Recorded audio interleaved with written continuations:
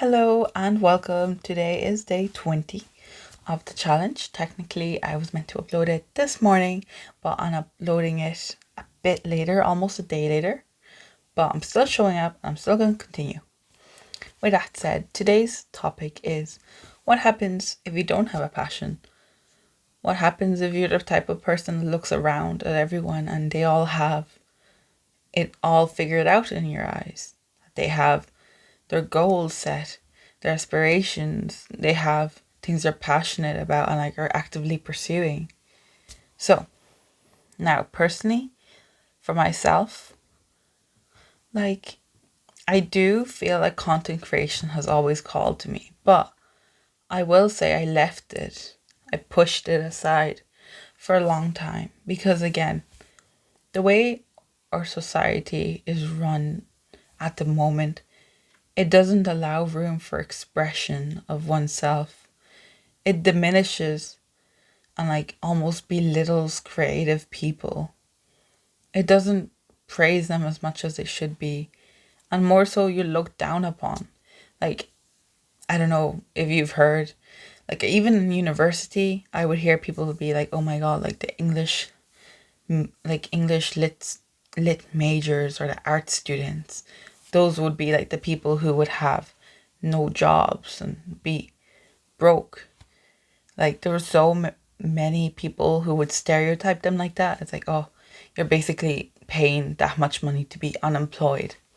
And then when you think about it a bit deeper, it's like, why do we think like that? Why are we associating creativity with a non-sustainable life? And that's because our society is run like that. Society does not reward creative people. And that's for us to try to break. Of course, nowadays there are more ways and different mediums in which you can express yourself and actually make it your living. For example, there's so many YouTubers out here, so many digital content creators. There's now, what is it, like UGC. There's so many different ways that we can now express ourselves, sorry. And we should aim to do the best to take advantage of these platforms.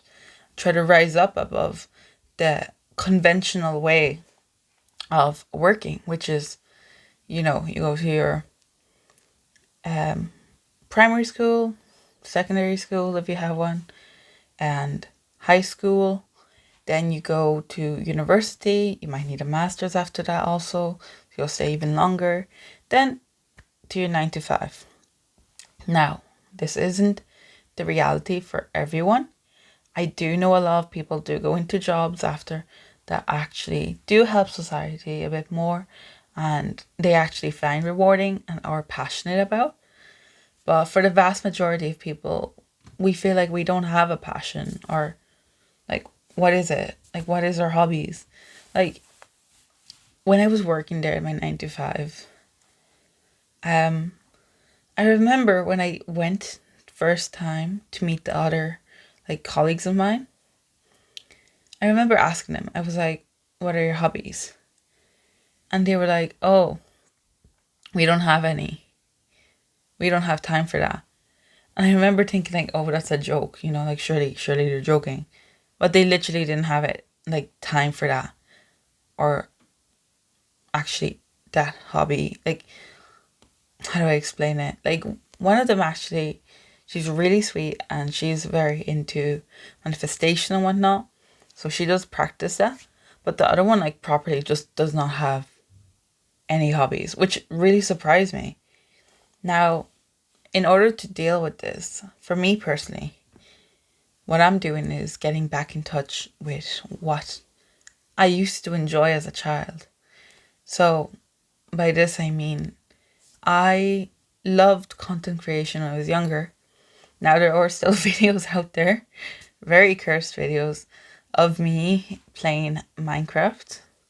Because that was my first channel ever, was I think Minecraft videos. And it's so funny because I didn't know screen recording was a thing. And it was just me recording off of my iPad in front. And you can see my fingers in the video. And it's so funny. And it's not even stationed properly. It's like to the side a bit. So it's cut off. And I used to love doing those type of videos. I remember I did like tutorial videos and then game tutorial videos and eventually art videos like drawing and whatnot. And then I remember when society started judging me for that, I like stopped. Like, why did I stop? I shouldn't have stopped. And I really regret that. And that's me now trying to come back to it because I'm not going to let society stop me from speaking up about what I know because I know I have value to share. And I know there'll be someone, at least one person out there that will find value from what I have to share. So, what better way to kind of go back into content creation in a way that I am facing this fear of rejection and criticism than showing my face and speaking up about my opinions? So, for me, that's my way, getting back into what I used to do as a child.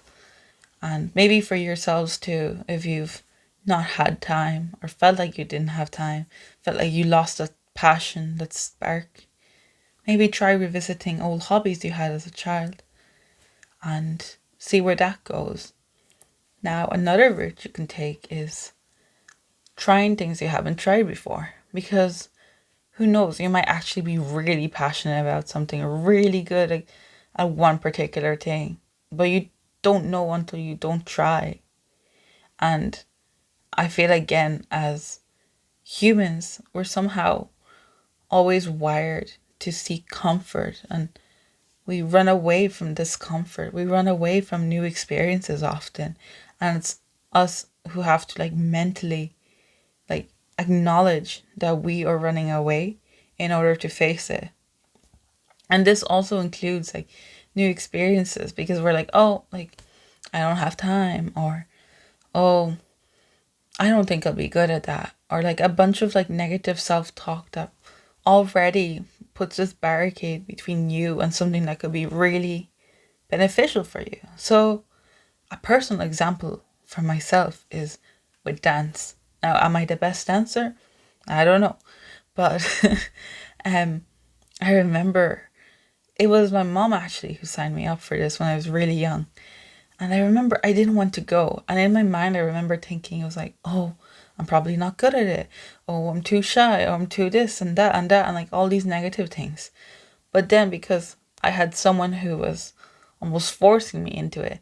And now you might think, oh, like that might be wrong. Like, oh, we should express ourselves. But sometimes as kids and even as adults, we don't know what's best for us all the time. We're not like we're so hyper focused sometimes on the wrong thing that we don't see what could be beneficial for us. And anyways, I remember going to the dance class and the teacher was so nice. The environment was great and it felt so freeing to be able to move my body like that. And then once you learned like an actual choreography and everything, it was so nice. It was like, I don't know, I just felt so proud of myself. I was like, wow, I can do this. I'm capable of this. And I feel like sometimes just do things. Of course, I'm not saying like follow the crowd or anything like that. But you know, when your friends are like, you should do just one thing. Of course, if it's not like something that involves self-harm or anything like that, or overly consuming things that are toxic for your body. But if they're like, we should go, I don't know, kayaking or something, but you're like, oh, I don't like the cold sea and I don't like this and that, just go. You don't know, you might really love it. Like, we don't know until we don't try. And I feel like that's so important in life, is trying to build up as many experiences as you can, because we're here on earth to experience. We're here on earth to create. And how do we do that if we're just constantly in like almost a routine that is not built to benefit us? And by this, I mean like we're robots. We're almost built like robots. We don't have time. They don't give us time to express ourselves. Like if you think about it, it's a 9 to 5, right? But realistically speaking, it's even longer than that. Let's say it counts from the time you get up in the morning because you're getting ready to go to the 9 to 5. You're not doing anything beneficial for yourself. So let's say it's 9 to 5, you live an hour away, that's 8 to 5. But realistically, again, most jobs are now until 6 p.m. It's not 5 anymore, so it's 8 to 6. But no, you have to count the time that you get ready in the morning, so now it's 7 to 6. But you have to commute also home and do your chores and laundry, so it's 7 to like 8 p.m. Then what time do you have? If you have to go to sleep early because you need to get 7 hours of sleep, or else you're actually killing yourself if you don't get that. Like, what time do you have for self-expression? Or like, when are we meant to like maintain our bonds with our family, with our loved ones? Like, it's just not possible. It's not built to be sustainable almost. Like, again, there's people that I know that have like, I feel like trades have a more sustainable kind of like working hours because they can pick it. And even like teachers and stuff, they finish at what? Like 3, 4 p.m. Like, depending of course on the school that they're teaching at. But it's, I feel like a lot of corporate jobs especially don't allow for that flexibility and don't allow for that self-expression, and it slowly gets dwindled down because every day that you go back to work, back into the office, the same routine tasks, your brain stops thinking. And eventually you'll just like stop wanting to create. You'll become complacent. And again, this was what in relation to my other video. It's like that act of like people kind of spreading like this is normal. It's not. Why is it normal? Like, why is that normal? Okay, if you might find joy somehow in that life, that's great. But the majority of people probably won't, honestly speaking. Like, I don't know who would be happy being sat down the entire day behind a cubicle doing tasks that literally numb your brain and have no value almost that they give for basically like 9 hours a day. So I feel like if you have big aspirations or big dreams and whatnot, you should chase after them. Of course, like, don't immediately leave your job or anything like that with no financial like support or anything. Like, for myself, I left, but I do, thankfully, again, I will say I'm so grateful I have a home that I can stay at, that I'm not having to pay rent right now. I do help with electricity, but I don't have to pay rent, which helps a lot. And again, like, I have such a supportive family and supportive uh, like boyfriend and friends, and I have food, I have a bed, I have shelter, I have clothing. Like, I don't have children right now, so I don't have to pay for them right now or anything like that. So it's like a good position. Plus, I've saved enough that I can survive and maintain the lifestyle I have at least for another 6 months if I wanted to. So, of course, if you're going to leave and make any big move, make sure you still would be financially stable. And I'm not saying like as in like a plan B, like, oh, if it doesn't work out. I'm saying like it will work out, but you don't know when sometimes with these things, especially if it comes to like content creation and whatnot. And if you don't have a following yet, it might take a bit of time. So for myself, for my project that I told you I'm doing, which I will reveal actually more in another video because I want to make it part of a series. But with that, I haven't fully started yet.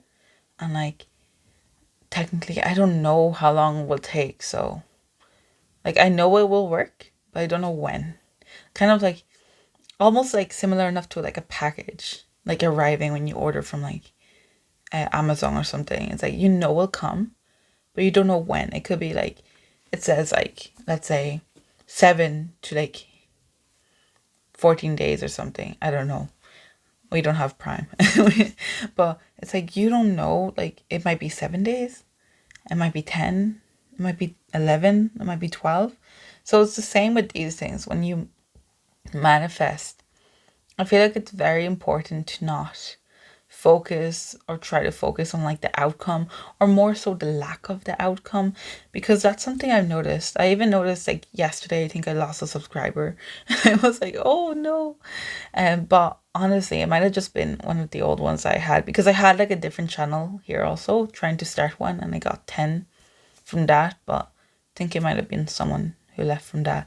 Anyways, the thing is, like, I feel like the more I was focusing these past few days, especially, like, I didn't want to, but I found myself almost unconsciously checking the YouTube app and being like, oh, I didn't get this many views as this other day, or like, oh, I didn't get any new subscribers. Like, I kept focusing on the lack to the point where, like, I feel like it's even worse than before. So I'm trying to stop that because it's not healthy. And again, I'm thinking of this as long term. I don't think of this as something I'm going to do short term and that's it. This is going to be a long term thing. And the most important thing is that I am doing this for myself. The main reason I started this whole thing was to keep myself accountable. And I shouldn't care about the views or the subscriber count, because as long as I'm still providing value and someone at least finds it helpful, that's what matters at the end, is the value I'm generating to other people, and the value that I can provide to other people, and the value you guys provide to me too. Because honestly speaking, like, some of the comments you guys have left have been so insightful and so sweet, like so sweet, and I really appreciate it.